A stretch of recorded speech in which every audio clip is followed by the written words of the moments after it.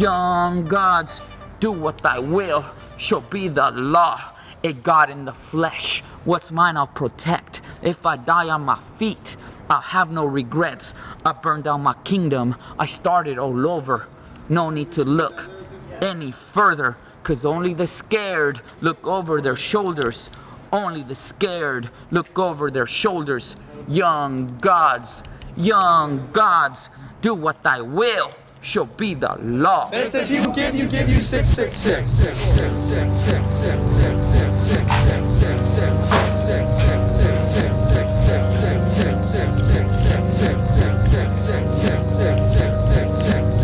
I'm Leafar Seyer, aka the Dragon, the Serpent, the Spear. I'm the poet behind Prayers.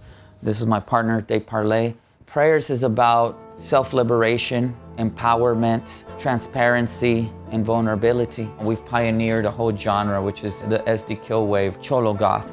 But it's eclectic, and in a sense, for lack of better words, it's like very avant-garde. Okay, let's get it up there. My life was very dark. That's why I call him the sun, because he came and with his sun rays, he dispersed that cloud that I had over me.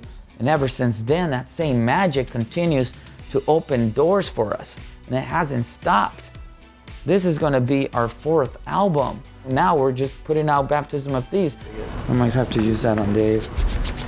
I hope he doesn't mind. How beautiful is this place? We were working on the music video for Edge of the Blade. That's why we were filming in the cathedral in Gary, Indiana, in front of these beautiful abandoned cathedrals. The one that we chose spoke to us because it revealed the beauty behind chaos, right? The things that one holds dear, that eventually they crumble. This huge, gorgeous cathedral crumbled by nature. That was a house of worship. And now it's abandoned, it's rubble. Find beauty in that. It's kind of like my life. I just can't get over this place. I've only been in cathedrals, churches in their glory, and there was something more beautiful about it in its decay. That place felt abandoned, and I felt at home. Suicidal thoughts I fight every day. Labels and ex-management, trying to make money by exploiting my pain. I shouldn't talk 'cause I'm doing the same. Sleeping with the devil just to pay my rent. Sleeping with the devil just to pay my rent. Sleeping with the devil just to pay my rent. I'm on the edge of the blade. One of the hardest things an individual has to let go of, a person, a human being, which is their faith, right? Religion is part of the story of humanity. You're letting go of something that's been, that people fight wars for. And the other side is the music industry, just in general, like sleeping with the devil just to pay my rent. Things that we've earned on our own, but there was all these promises, right? When we first started coming around and there was this buzz around what we were doing, oh, the vultures came out and they made all these promises, and we got ripped off a lot from a lot of people, but we learned from it. The song's about the promises, before your lies became the truth, I looked up to you. These are about people that I looked up to. Suicidal thoughts I fight every day. That's something that, for a long time I was a miserable person, and I was very suicidal, and I fought those thoughts every day. And labels and ex-management, trying to make money by exploding my pain. I shouldn't talk 'cause I'm doing the same. In reality, right? I'm exploiting myself. I'm turning shit into gold. My life was shit, right? So that's like alchemy, right? In alchemy, you turn shit into gold. There you go, baby. Let's do it. Let's make some fucking gold. I'm speaking to Christ, and I'm saying, before your lies became the truth, I looked up to you. Imagine that. Second line, 2 of my closest childhood friends committed suicide. So I was paying homage to them and to something that I overcame. I shouldn't talk 'cause I'm doing the same.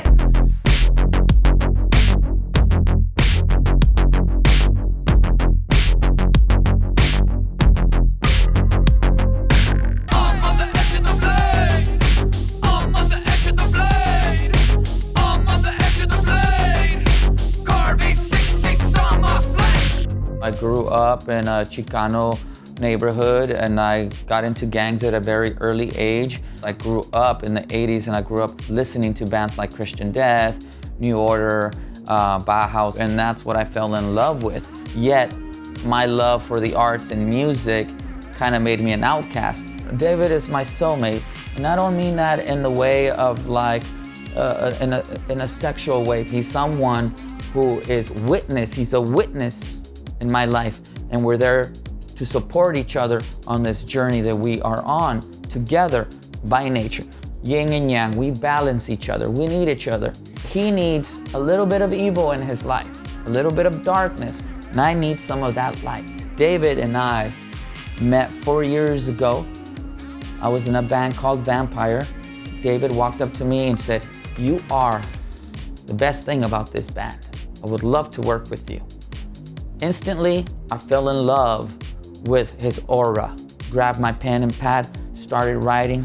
We did 4 songs the first day that we met. After that, Ian Ashbury of the Cult, Ian Ashbury is one of my heroes, discovered us, reached out to us, asked if we would tour with them. So we went on the road with the Cult, and then more doors started opening rapidly right after that. I mean, we've been around for 4 years. The album is very eclectic. Baptism of Thieves is us exploring different sounds from bands that we grew up listening to.